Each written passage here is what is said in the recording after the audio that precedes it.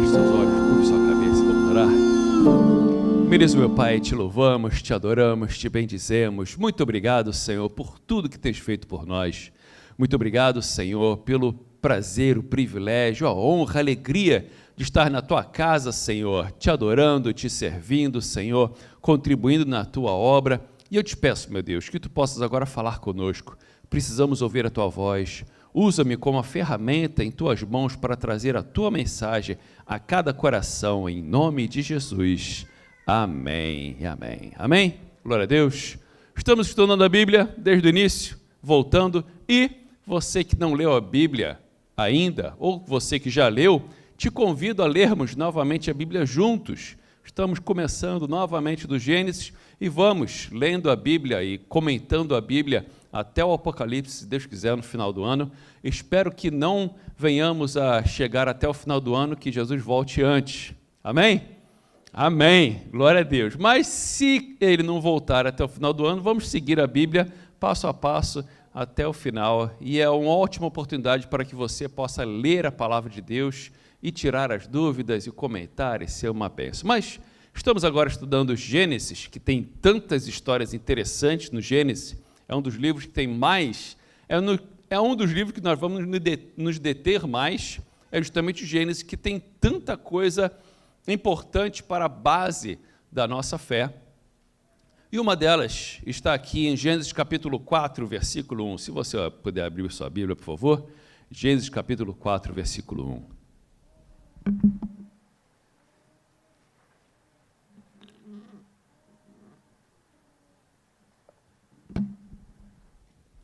Gênesis 4, 1, de 1 ao 4, diz assim: E conheceu Adão a Eva, sua mulher, e ela concebeu, e teve a Caim, e disse: Alcancei do Senhor um varão. E teve mais o seu irmão Abel, e Abel foi pastor de ovelhas, e Caim foi lavrador da terra. E aconteceu que, ao cabo de dias, que Caim trouxe do fruto da terra uma oferta ao Senhor. E Abel também trouxe dos primogênitos das suas ovelhas e da sua gordura, e atentou o Senhor para Abel e para a sua oferta. Começa falando de duas pessoas aí, dois irmãos, que nós vamos ver aqui que Adão e Eva tinham mais filhos e filhas.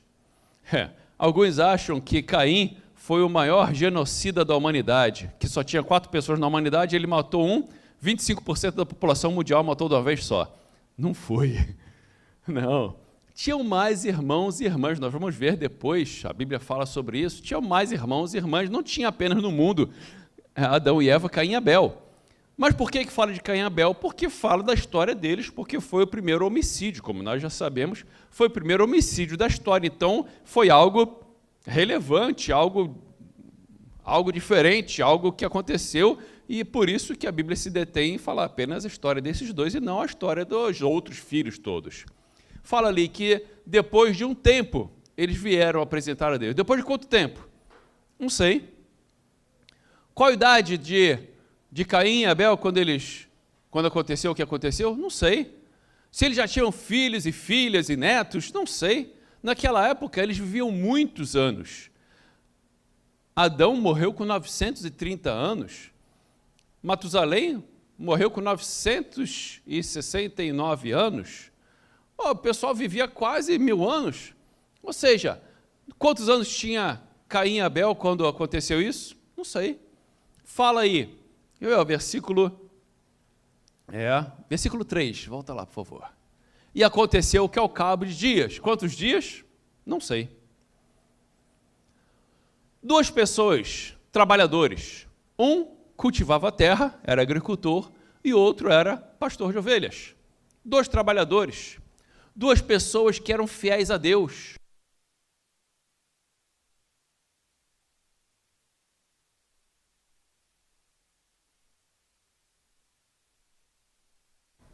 Acaba a bateria bem na hora, né? Deus te abençoe, Emerson. 2 pessoas que serviam a Deus, 2 pessoas que conheciam a história muito bem, Afinal de contas, seu pai e sua mãe conheciam a Deus, foram os primeiros seres humanos a serem criados, conheciam muito bem a Deus, serviam 2 trabalhadores, 2 servos de Deus, 2 pessoas que vieram adorar ao Senhor. O que você prefere que eu continue, Emerson? Ele que é o piloto aí, o preto melhor?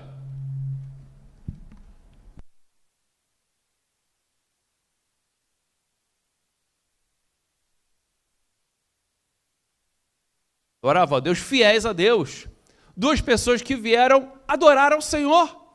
Não apenas eram trabalhadores, não apenas conheciam e serviam a Deus, mas vieram adorar a Deus. Vieram oferecer sacrifício a Deus e vieram trazer oferta para Deus. Olha só que bacana. Você já pensou em Caim desse jeito? Um homem fiel a Deus, trabalhador, um crente fiel, um crente que vinha adorar na igreja, mas vinha adorar, muita gente fica em casa. Depois desse Covid, então, não vem na igreja. Caim foi adorar a Deus. E Caim veio trazer oferta para Deus. Caim e Abel vieram trazer oferta. Mas existe uma diferença entre um e outro. Diz que Caim trouxe uma oferta. Que oferta? Qualquer oferta. Tem pessoas que quando vêm dar oferta ao Senhor, e aí a hora da oferta, ai, pior hora do culto. Vai tirar a oferta. Ai, poxa vida, que coisa, rapaz, não tem trocado. Puxa vida, vou ter que dar oferta de dinheiro inteiro. Não tem nenhum dolinha no bolso para dar de oferta. Esse pessoal é Caim. Aquele que fica olhando a notinha menor no bolso. Aquele que fica olhando a notinha mais feia, mais suja, mais. Esse é Caim. Por quê? Eu estou dando, estou ajudando. Mas é do que sobra. A diferença é que Abel, olha lá, versículo 4, Abel trouxe das primícias, trouxe do melhor, do primeiro, tanto das primícia, quanto do melhor, fala ali, dos primogênitos das suas ovelhas, e a sua gordura, ou seja, os mais gordos, os mais bonitos, os mais fortes, ele procurou o melhor para dar para Deus. É interessante que eu já ouvi algumas pregações, algumas pessoas falando que Deus aceitou a oferta de Abel porque tinha sangue e não aceitou a oferta de Caim porque não tinha sangue. Eu discordo disso, porque se você ler Levíticos, capítulo 1, capítulo 2 e capítulo 3, depois você lê em casa, te aconselho, anota aí, por favor, ou então assiste depois em casa, você que está assistindo em casa, que Deus te abençoe, na casa, no trabalho, no carro, onde for, está assistindo online, que Deus te abençoe. Mas depois, leia Levíticos capítulo 1, Levíticos capítulo 2 e Levíticos capítulo 3. Ali fala as regras das ofertas que tinham que trazer. Tinha regras para oferta. Uma das regras era, se vai trazer azeite, que seja o primeiro da prensa, o melhor azeite, o extra virgem. É esse que tinha que trazer. Se vai trazer oferta de farinha, que seja a flor de farinha, a farinha mais fina, não é aquela última que peneirou, que sobrou da peneira, vai para a oferta. Não, era a primeira, ou seja, ali fala que Deus aceita sim ofertas de vegetais, de cereais, de vinhos, de azeites, de sal, de tantas coisas, de dinheiro, de animais, de tanto. Ali fala, nos 3 capítulos, fala sobre ofertas, que Deus dando o ensinamento de como deveria trazer. Não era só animal e não era só sangue, não. A diferença toda era o coração. Vai comigo lá, por favor, Marcos capítulo 12, do versículo 41 ao 44. A diferença de oferta. Vamos ver a diferença de ofertas? Marcos capítulo 12, do versículo 41 ao 44. Estando Jesus sentado defronte da arca do tesouro, observava a maneira como a multidão lançava o dinheiro na arca do tesouro. Olha só, a multidão lançava o dinheiro. Que igreja próspera e abençoada, né? Mas vamos ver. E muitos ricos depositavam muito. Você sabia que nessa época, eles tinham, aqui na igreja nós temos o gasofilácio de madeira bonitinho. Naquela época tinha um gasofilácio muito maior, porque as pessoas traziam, como eu falei aqui, era uma multidão trazendo oferta, era muito maior. E sabia o que o pessoal fazia? eles pegavam, por exemplo, eu vou dar $50 de oferta. Eles pegavam $50, trocavam tudo em moeda de 25 centavos. Aí trazia aquela mala para a igreja. Agora a hora da oferta, aí eles gostavam. Agora, aí chegava lá, já viu jackpot em Las Vegas? Olha aqui, olha quanto que eu dou, olha quanto que eu estou dando, olha só. Era isso que eles faziam, depositavam muito para se mostrar para os outros. Versículo 42. Vindo, porém, uma pobre viúva depositou 2 pequenas moedas que valiam 5 réis. Aí está de réis, né? Mas valia menos que 1 centavo as moedinhas. Plim, plim.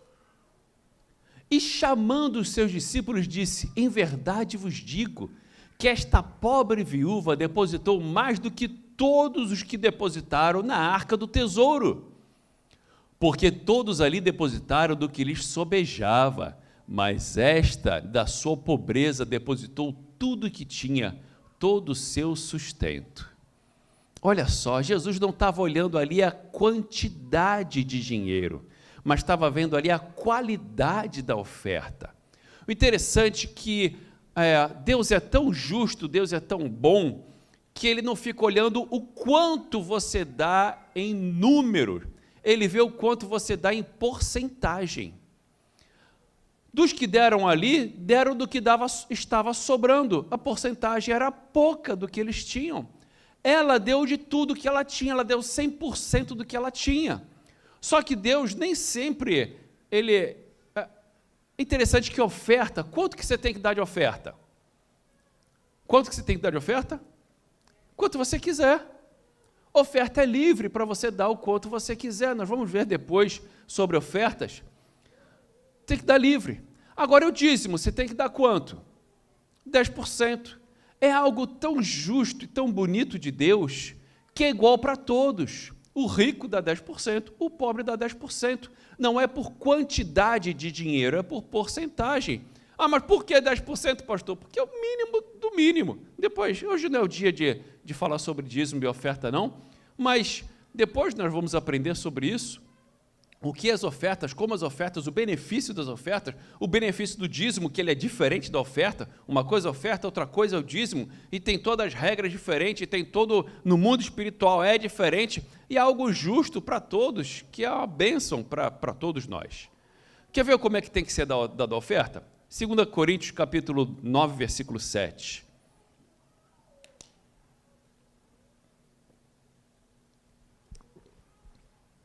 Cada um contribua segundo propôs no seu coração, não com tristeza ou por necessidade, porque Deus ama o que dá com... Esse versículo explica a história toda de Caim e Abel. Explicou. Caim deu oferta? Deu, mas não com tristeza ou necessidade. Tem que dar uma oferta para Deus. Tem outros que, porque para a igreja é voluntário. E quantas pessoas, infelizmente, pastor, vou trazer um negócio para a igreja. Quando traz tudo velho, feio, rasgado. Meu irmão, em vez de jogar no lixo, você jogou na igreja? Que história é essa? Vou dar um negócio para a igreja. O importante é dar, eu estou dando, estou ajudando, estou contribuindo, é voluntário. Meu irmão, quando você vai dar, você dá o melhor. Às vezes a pessoa, já aconteceu aqui na igreja, a pessoa trazer um negócio, você olhar assim, a pessoa trouxe para a igreja ou era para o dumpster? Porque, poxa, se você vai dar alguma coisa para alguém, deixa eu falar uma regra aqui, nós sabemos que a nossa salvação não vem pelas boas obras, mas se nós não fizermos boas obras, estamos arriscando a nossa salvação.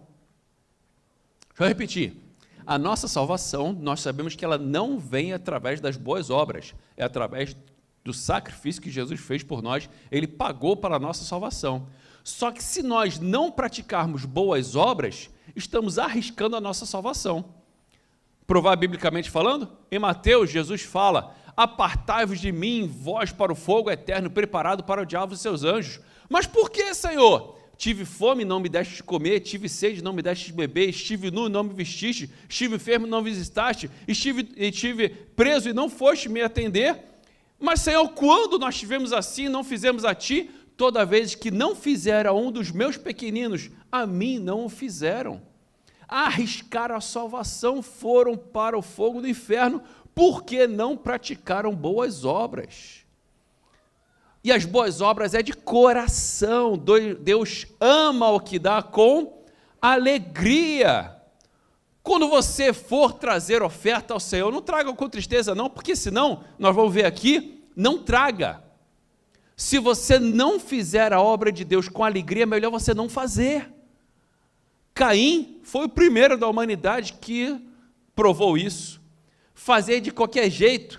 Estou fazendo, importante é fazer para Deus, importante é fazer. Outra coisa que algumas pessoas têm erroneamente, a igreja, a casa é nossa. Meu irmão, a casa é nossa. A casa é nossa não.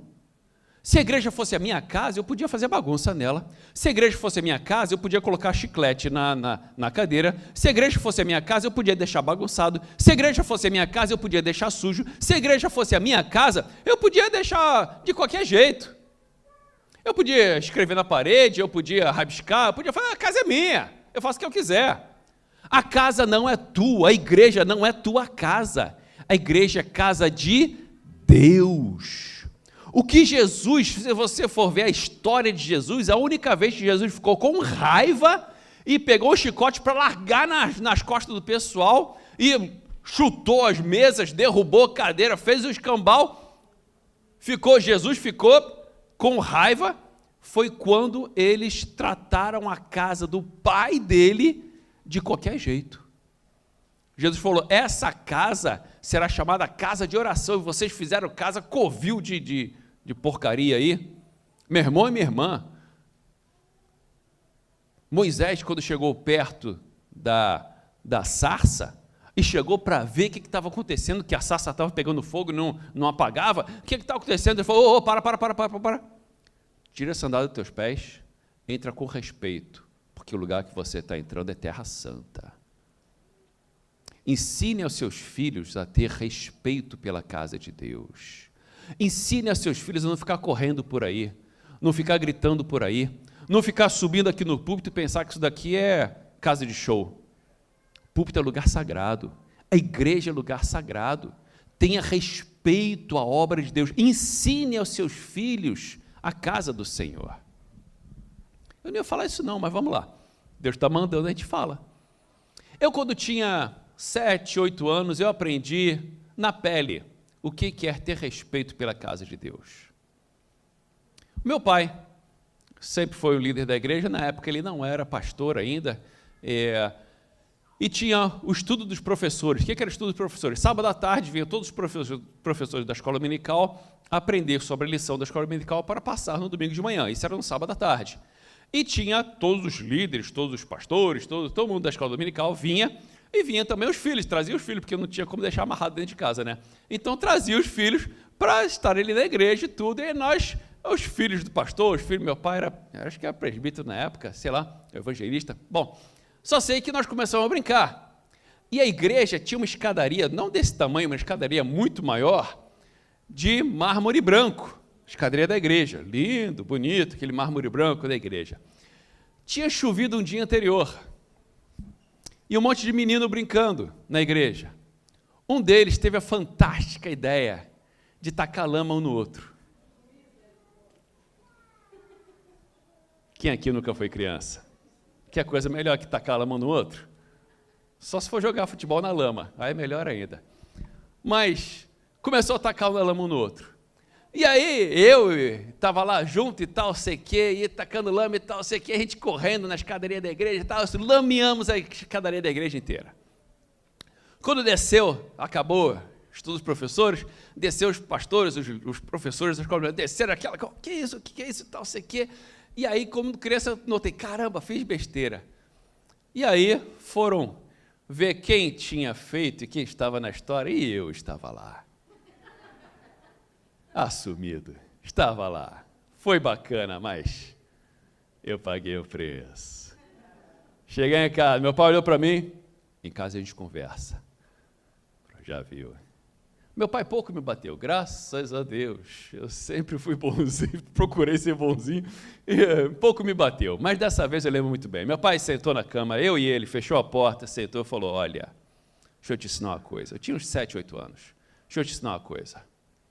Você hoje me envergonhou, porque você não teve respeito à casa de Deus. Aí meu pai deu toda a lição do que era a igreja, do que era a casa de Deus, o respeito que eu tinha que ter, a honra que eu tinha que dar, ou como que eu tinha que me portar à igreja, na casa de Deus. E ele falou, olha, você está desonrando o seu nome, porque toda vez que você fizer besteira, é o seu nome que vai ser desonrado. Você está desonrando o meu nome, porque toda vez que você fizer besteira, é o filho, no caso meu pai nem era pastor, mas é o filho do Edson. Você está desonrando o meu nome. Você está desonrando o teu nome, que é Túlio, porque tua mãe colocou seu nome de Túlio em homenagem ao pastor presidente da igreja. Toda vez que falo Túlio, eles pensam no pastor principal da igreja, que você é homenagem a ele. E você está desonrando o nome de Deus, que é o principal de todos. Meu pai falou, essas palavras que eu estou te falando, entraram no teu ouvido, mas agora vão entrar na tua pele também. Eu lembro como hoje. Legal. Pegou uma sandália melicinha da minha mãe, transparente. Você fez a besteira com a mão, você vai agora lembrar até hoje. Vai lembrar até hoje. Botei minha mão e plá! Plá! Tira não, senão vai ser mais. Daquele dia em diante, eu aprendi o que era ter respeito à casa de Deus. Honrar a casa de Deus. Não é minha casa, é casa de Deus. Essa é a diferença de quem vem ofertar, quem vem trazer, quem vem fazer, quem vem, seja lá o que for, fazer daquela porta para dentro, daquele portão de fora para dentro, que até o governo entende, os governantes entendem que esse local, esse perímetro aqui é terra santa. Por isso que muitos impostos, a igreja é isenta de alguns, não de todos, mas de alguns impostos, e a igreja, ela é, o terreno da igreja em si, ele é separado, ele tem toda uma regra, lá, legislação separada, porque os governantes entendem que isso daqui não é um lugar qualquer.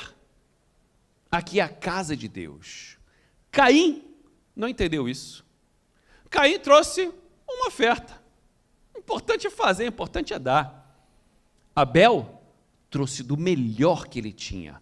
Qual o problema de fazer como Caim? Vê comigo, por favor, Jeremias capítulo 48, versículo 10. Jeremias 48, 10, versículo duro. Maldito aquele que fizer a obra do Senhor relaxadamente, fraudulosamente. Ai! Maldito aquele que faz a obra de Deus fraudulosamente, relaxadamente. Caim foi o primeiro a provar disso.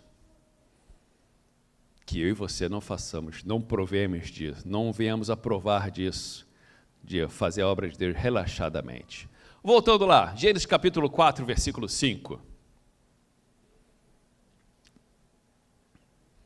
Em Gênesis capítulo 4, versículo 5. Mas para Caim, para a sua oferta, não atentou. Falou que Deus recebeu e gostou da oferta de Abel, mas para a oferta de Caim, para a sua oferta, Deus não atentou. E irou-se Caim fortemente e decaiu o seu semblante. Ficou com tromba. Ficou com biquinho. Não gostei. Aí, Deus vê Caim desse jeito. E Deus decide falar com Caim. Deus procura Caim para ajudar ele. Quando eu comecei a ler esse texto, que fantástico como é que Deus é. Deus procurou Caim para ajudar Caim. Deus fala com Caim do mesmo jeito que Deus fala com você.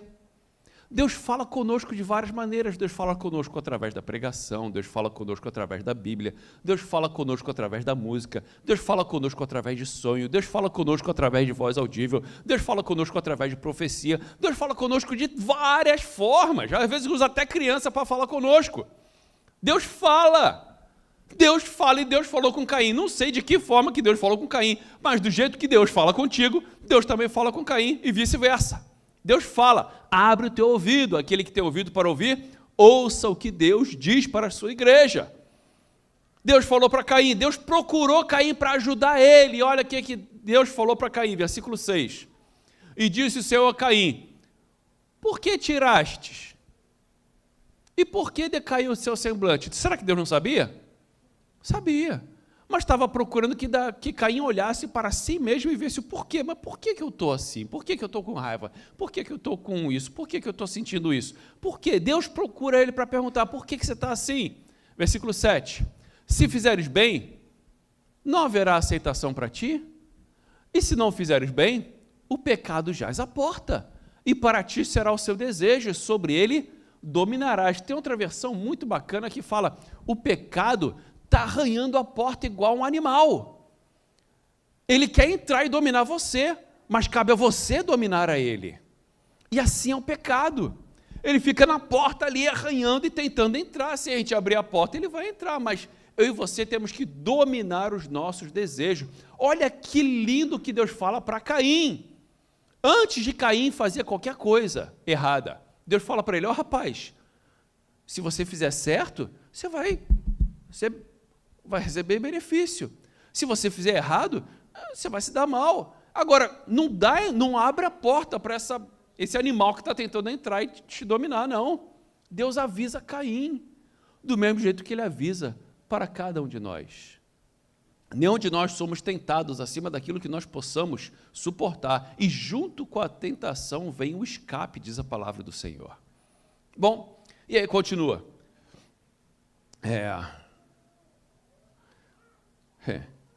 Interessante que Deus procura adoradores. Deus procura adorador. A Caim adorou a Deus de coração? Não. Como eu falei, 2 Coríntios capítulo 9, versículo 7, aquele que dá, Deus ama aquele que dá com alegria, de coração. Vê lá comigo, por favor, João capítulo 4, versículo 23 e 24.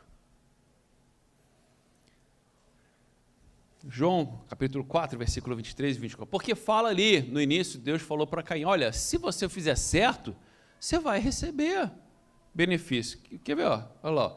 O Senhor disse a Caim, por que tiraste, por que caiu o teu semblante? Se fizeres certo, não serás aceito? Se você fizer o que é certo, você vai ser aceito. E vamos ver como é que Deus aceita as adorações, porque Caim estava tentando adorar a Deus, mas do jeito errado, por isso ele não foi aceito, ok? Vamos ver como é que tem que adorar a Deus? Mas a hora vem, e agora é, em que os verdadeiros adoradores adorarão o Pai em espírito e em verdade, porque o Pai procura tais que assim o adorem. Segura aí, a hora vem, e agora é agora, que os verdadeiros adoradores, se tem verdadeiro adorador, tem falso também, né? Se tem verdadeiro é porque tem falso. Os verdadeiros adoradores adorarão ao Pai em espírito e em verdade. Ainda fala que Deus procura a tais que assim o adorem. Deus está procurando. Quando você vem à casa do Senhor, que bom que você veio à casa do Senhor, só que Deus está procurando. Cadê? Como é que vai ser a adoração? Como é que vai ser o louvor? Como é que está o coração? Como é que vai ser a oferta? Como é que vai ser a sua vida? Deus procura aqueles que o adorem em espírito e em verdade. Aleluia! Versículo 24, Deus é espírito, importa que os seus adoradores o adorem em espírito e em verdade. Caim não perguntou como é que ele tinha que adorar a Deus. Eu vou pular um pouquinho que já está, não, rapaz, passa rápido, hein? Mas vamos lá. Pula, por favor, para 2 Samuel, capítulo 6, versículo 1. Infelizmente, tem muita gente querendo adorar a Deus do jeito deles. Eu quero adorar a Deus do meu jeito, quero servir a Deus do meu jeito. Você quer saber como que Deus se agrada da sua oração? Vai ler a Bíblia. Vai procurar como é que é, desde o Antigo Testamento, como que Deus quer que seja a sua adoração, como que seja o seu louvor. Porque, olha só, meu irmão, interessante. Tem um versículo aqui, deixa eu ver onde é que está aqui. Depois eu leio, depois você lê na sua Bíblia aí. Depois, se você quiser a cópia da pregação, eu te dou a cópia, tá? Te dou a cópia escrita, depois eu mando para você. Sinta-se à vontade, tem todos os versículos aqui. Mas é o seguinte, Tem pessoas que vêm para a igreja e falam, eu não gostei dessa música não. Não gostei do culto hoje não. Eu não gostei desse... Queridinho, queridinha, não foi para você não, foi para Deus. Se você não gostou, que pena. Se você não gostou, pastor, não gostei da palavra hoje não, que pena. Porque não foi para você gostar não, foi para o seu bem, e principalmente foi para adorar a Deus. O nosso louvor, nossa adoração, nossa oferta é para adorar a Deus. A palavra é para manter você no eixo, no lugar certo, na linha. Para isso que é a palavra de Deus. Mas não gostei não, por quê? Porque você estava errado, por isso que você tem que voltar. É por isso. Pastor, foi duro. Eu tinha que ser mais, na verdade, eu fui até bonzinho. É assim que é. A palavra de Deus, ela é luz para o nosso caminho, ela é lâmpada, é nosso guia, e é ela que a gente tem que seguir, meu irmão, minha irmã, é assim que tem que ser, porque senão, olha só, quando você adora a Deus do seu jeito, infelizmente tem muitas pessoas, muitas igrejas adorando a Deus do jeito deles. Agora vai ter culto caipira, vai todo mundo vestido de caipira para a igreja aqui, vamos fazer uma festa junina na igreja. Agora vai ser o culto do Halloween, vai todo mundo fantasiado para a igreja, para fazer, agora é culto do sei lá o quê, culto do Valentine's Day, agora Valentine's Day, nem sabe quem foi Valentine's, Santo Valentino, nem sabe da história toda, nem sabe do nada, bonito, culto, agora é o culto rosa, o culto azul, o culto disso, o culto daqui, você sabe o que é culto? Vamos lá, peraí, culto, vamos lá, culto caipira. Tá. Você sabe o que é a palavra culto? Você sabe o que você veio fazer aqui na igreja? Primeiro, o que você veio fazer aqui na igreja? Cultuar a Deus. Só que tem muita gente cultuando a si mesmo, cultuando aos outros, cultuando ao bacana, acha que a igreja é um clube. Gente, igreja não é clube. Igreja não é associação de caridade. Igreja não é centro filantrópico. Igreja não é sei lá mais o quê. Igreja é igreja. Tem gente que não sabe o que é culto, o que vem fazer, o que vem cultuar a Deus. E acontece a mesma coisa que nós vamos ver aqui em 2 Samuel capítulo 6, que estavam cultuando, fazendo um culto lindo, maravilhoso, para todo mundo, menos para Deus. Aquele culto power, mega, lindo, bacana, louvorzão, som, luz, tudo bacana, lindo e tal, sei o quê, todo mundo feliz. E Deus lá de cima assim, ó.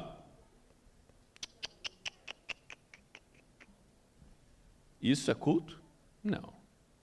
Está cultuando a tudo menos a Deus. Quer ver? Vê um cultão, um dos melhores cultos que está na Bíblia. Um dos maiores cultos da Bíblia. Vamos ler agora.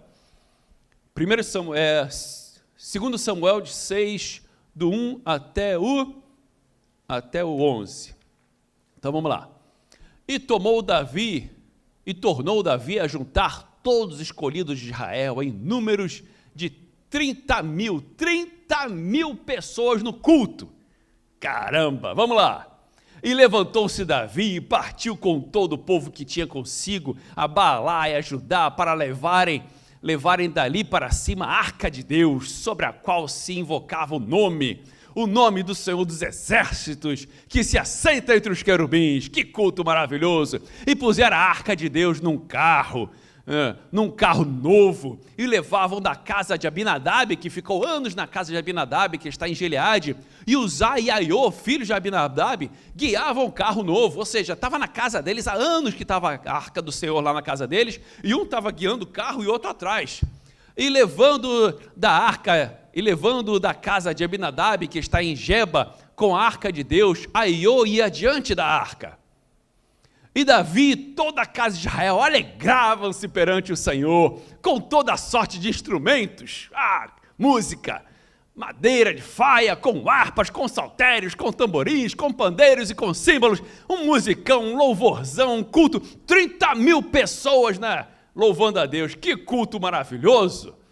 E chegando à eira de Nacon, estendeu Uzá a mão à arca de Deus, e segurou-a, porque os bois deixavam a perder. Foi um buraco que passou ali, a arca do Senhor estava no carro de boi, e aí a arca estava escorregando, Uzá foi segurar a arca. Então a ira do Senhor se acendeu contra Uzá, e Deus o feriu ali por esta imprudência, e morreu ali junto da arca de Deus. Uou, continua. E Davi se contristou, porque o Senhor abrira a rotura em Uzá, e chamou aquele lugar Pérez Uzá, até o dia de hoje. E temeu Davi ao Senhor naquele dia, e disse: como virá a minha arca do Senhor? E não quis Davi retirar para si a arca do Senhor, para a cidade de Davi, mas Davi fez levar à casa de Obed-edom, o geteu. E ficou a arca do Senhor na casa de Obed-edom, o geteu, 3 meses, e abençoou o Senhor Obed-edom e toda a sua casa. Aquele culto maravilhoso, todo mundo estava gostando, menos Deus. Por quê?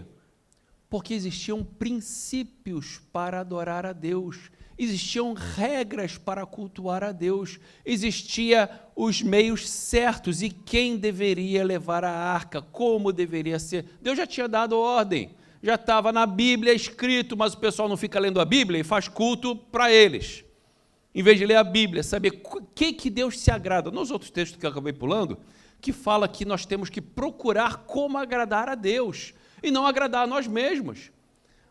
O culto não é para agradar a mim, não é para agradar a você, não é para agradar a ninguém, a não ser a Deus. Mas ficam inventando um monte de culto aí, e aí Deus já tinha dado a regra era, tinha que levar a arca de tal jeito, tais pessoas que podiam levar, tinha que ser assim, tinha que ser assado, toda a regra ali de como que tinha que transportar a arca. Eles decidiram adorar a Deus de um outro jeito, e Deus não gostou. Caim decidiu dar oferta do jeito dele, e Deus não gostou. Continua lá. Gênesis capítulo 4, versículo 8. Vou tentar ser rápido. Gênesis 4, 8. E falou Caim com seu irmão Abel, e sucedeu que, estando eles no campo, se levantou Caim contra o seu irmão Abel e o matou. Primeiro assassinato da história da humanidade. E disse o Senhor a Caim, olha que coisa. Primeiro, Deus procurou Caim antes dele fazer besteira, para avisar ele, olha, se cuida, rapaz, o pecado está na sua porta aí, você está todo tristinho aí, tudo. Depois que ele fez besteira, Deus procurou Caim de novo, e disse, onde está teu irmão? Onde está Abel, teu irmão? Será que Deus sabia onde estava Abel? Lógico. Deus não tinha feito, Deus não viu o que ele tinha feito? Lógico. Mas por que Deus está perguntando para Caim? Para dar oportunidade para ele se arrepender, para dar oportunidade para Caim falar, oh meu Deus, meu irmão, realmente, me perdoa, Senhor, eu fiz besteira, eu fiz o que, Senhor, eu reconheço que eu errei, me perdoa. Nós vimos semana retrasada, ou sei lá quando que foi, outra semana aí atrás, Adão não reconheceu seus próprios erros, não pediu perdão. Eva não reconheceu seus próprios erros, não pediu perdão. Caim não reconheceu seus próprios erros e não pediu perdão. Consequência? Problema. Se todos eles tivessem pedido perdão, se arrependido de verdade, reconhecido seus próprios erros, com certeza Deus perdoaria. Vários outros casos na Bíblia fala, o próprio Davi reconheceu seus próprios erros, pediu perdão e Deus perdoou. Com Caim, onde é que está Abel, teu irmão? Ele disse, não sei, sou eu o guardador do meu irmão? Camarada mentiroso, não sei. Você sabe sim, rapaz, você que matou e escondeu? Não sei. Eu não sei. E mal criado. Sou eu o guardador do meu irmão? Rapaz, se fosse comigo, eu já tinha dado uns tabefes na cara dele. E eu, hein, rapaz, que história é essa? Aprende a ser gente? E eu, hein? Mal criado, falando assim com Deus? E sou eu o guardador do meu irmão? E aí, porque ele não reconheceu seus erros e porque ele não pediu perdão, se arrependeu, consequentemente, versículo 10. E disse Deus, que fizestes? A voz do sangue do teu irmão clama a mim desde a terra. Caim pensou que morreu, acabou. Caim pensou, vou matar, acabou, pronto, morreu. Morreu, acabou. Acabou não. Depois de morto, a voz do seu irmão clama a mim desde a terra. Lá em Hebreus, capítulo 11, versículo 4, que a voz de Abel continua clamando. Morreu, acabou, não. Caim pensava que o ser humano era igual passarinho, que morreu, acabou. Não, não é não. Você e eu temos vida eterna. O nosso corpo morre, mas a nossa alma nunca vai morrer. Aleluia! Caim não entendeu isso não. A pessoa que matou, acabou. Não. Continua. E agora, maldito és tu sobre a terra, que abriu a sua boca para receber da tua mão o sangue do teu irmão. Quando lavrares a terra, não te dará mais a sua força. Ou seja, você vai lavrar a terra, mas não vai colher muita coisa não. Vai ser fraquinho o resultado do seu trabalho. Fugitivo e errante serás na terra. Então disse Caim ao Senhor, é maior a minha maldade que se possa ser perdoada. No outro texto fala, é maior o meu erro do que, é maior o meu castigo do que o que eu fiz. No outro texto fala, é maior o meu castigo do que eu fiz. Meu irmão, pecado é assim.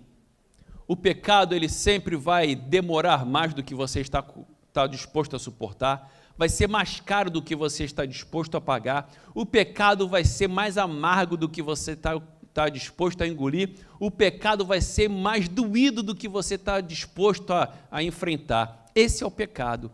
Tem pessoas que falam, eu sei que eu estou errado, mas eu vou fazer assim mesmo. Você vai pagar, é muito mais caro do que você pensa. O pecado é sempre pior, o resultado do pecado é sempre pior do que aquilo que você imagina. Tem pessoas que falam, eu sei, eu estou errado, mas eu estou com vontade, eu vou fazer assim mesmo.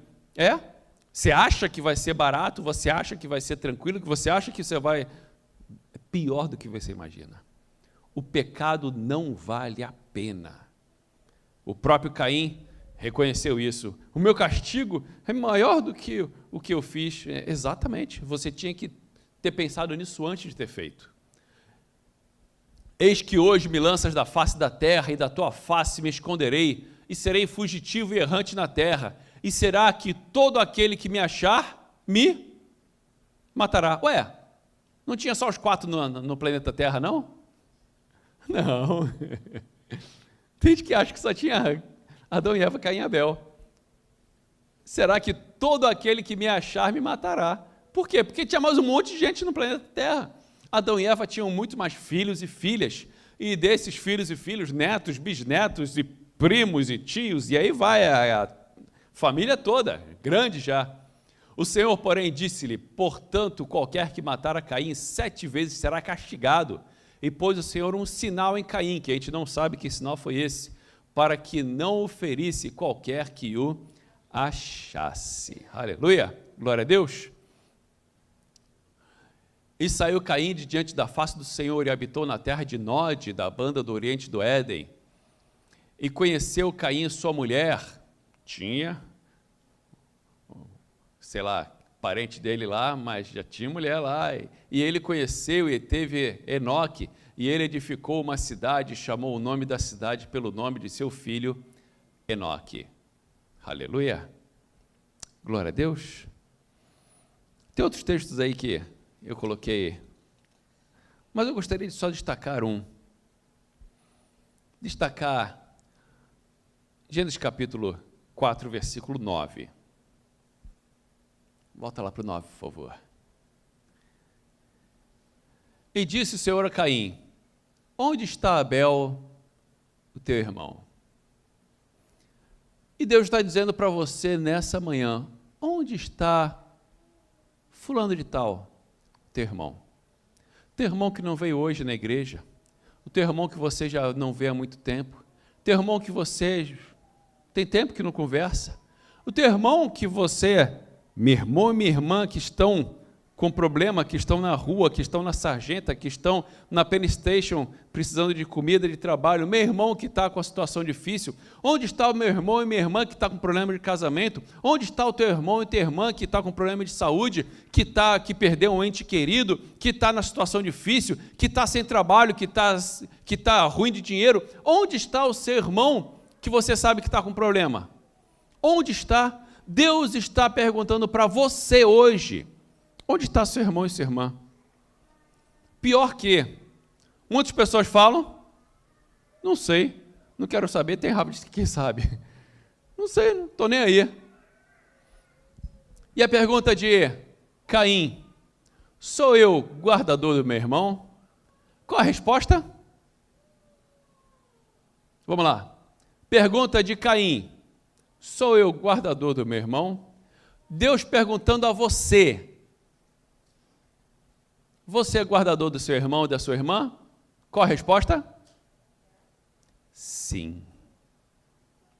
Caim achou que não. Eu tenho que cuidar do meu irmão? Por acaso eu tenho que cuidar do meu irmão? Eu não, cada um por si, Deus por todos. A pergunta de Deus para você hoje, cadê o fulano? Você cuida dele? Qual vai ser a sua resposta hoje? Resposta de Caim? Não sei, estou nem aí. Qual a sua resposta hoje? Você quer um conselho? Veja na sua lista, quando você chegar em casa, veja na sua lista de contatos. Naquela lista de contatos tem vários nomes. Onde está fulano? Onde está fulana? Onde está ciclano, beltrano? Veja na sua lista de contatos. Veja como estão essas pessoas. Entre em contato com essas pessoas. Pastor, eu vou entrar em contato com todo mundo. Por acaso eu sou guardador do meu irmão? Por acaso tem que cuidar do meu irmão, da minha irmã? Resposta, sim. Sim. Quantas pessoas que você nunca mais entrou em contato? Quantos irmãos da igreja que você nunca mais entrou em contato? Pastor, mas isso daqui não é trabalho meu, isso é trabalho do pastor. Eu não tenho nada a ver com isso, não. Caim. Essa é a resposta de Caim. Eu não tenho nada a ver com isso, não. Quem tem a ver com isso daí é o pastor, ele que cuida das pessoas, ele que está aí para isso. Não. É cada um de nós. Não seja Caim. Cuide um dos outros.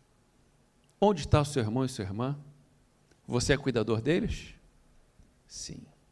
Que eu e você possamos ser e continuar sendo cuidadores uns dos outros.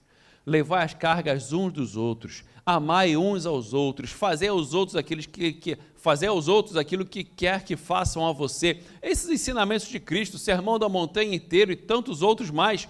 Cuide um do outro, não seja como Caim. Só o último versículo aqui que eu ia pular ele, mas é interessante. Por que Caim matou Abel? Vamos lá, cadê? Judas, nem lembro qual versículo que está aqui, é tanto versículo que eu separei. Eu separei um monte de versículo para vocês aqui, mas o tempo não deu, não. Mas vamos lá, depois se você quiser, depois você lê. Segundo, 1 João capítulo 3, versículo 11. Porque esta é a mensagem que eu vi desde o princípio, que nos amemos uns aos outros. Essa é a mensagem que vimos desde o princípio, nos amemos uns aos outros, não como Caim, que era do maligno, e matou o seu irmão. E por que causa matou? Lá no final da Bíblia está falando, 1 João 3,11, porque as suas obras eram má e a do seu irmão eram justas. Pura inveja. Vamos acabar com a concorrência. Já que o dele é melhor e o meu é pior, vou matar ele, que o meu que é pior vai acabar a ser melhor. Está errado, meu irmão e minha irmã. Está errado. Cuide uns dos outros. Ame uns aos outros. Desde o princípio ouvimos. Amemos uns aos outros. Eu gostaria de convidar a se colocar de pé, para que possamos orar, para que eu e você não venhamos a cair no mesmo erro que Caim, dá até uma trocadilho aí, né? Cair no mesmo erro que Caim caiu, mas que eu e você possamos seguir no caminho certo de Deus, aleluia! Meu Deus e meu Pai, em Tua presença estamos, Senhor. Te louvamos, te adoramos pela Tua palavra, pelas lições que aprendemos, Senhor. Meu Deus, ajuda-nos a vencer a nossa própria concupiscência, o nosso próprio desejo ruim, essas tentações que nós sentimos, que às vezes nem vêm do diabo, mas de nós mesmos. Senhor, que possamos dominar a nossa carne, as nossas concupiscências, os nossos desejos ruins, e que possamos fazer a Tua vontade, que possamos aprender a Te servir da maneira que Tu queres, Senhor, para que possamos ser felizes e aceitos por Ti a cada dia. Te peço, Senhor, perdoa-nos, Senhor, que possamos agora sentar à Tua mesa com o coração limpo, com a vida limpa. Na Tua palavra fala: examina-se, pois, o homem e a mulher a si mesmo, e aí coma desse pão e beba desse cálice. Senhor, te peço que Tu possas nos perdoar, se fizemos alguma coisa que agravou a nossa comunhão contigo, algum pecado que cometemos, alguma coisa, Senhor, que veio a te entristecer, te peço agora, perdoa-nos, Senhor. Perdoa a mim, perdoa meu irmão e minha irmã, limpa-nos, lava-nos no Teu sangue, e que assim possamos agora participar do símbolo do Teu corpo e o símbolo do Teu sangue. E desde já eu te peço, Senhor, que Tu possa abençoar esse pão, que simboliza o Teu corpo, que foi moído, transpassado, maltratado, Senhor, meu Deus, para pagar pelos nossos pecados. Eu te peço que Tu possa santificar, purificar esse símbolo do Teu corpo, e que ao participar dele, possamos continuar fazendo parte do Teu corpo, até aquele grande dia que estaremos para sempre contigo, em nome de Jesus. Amém.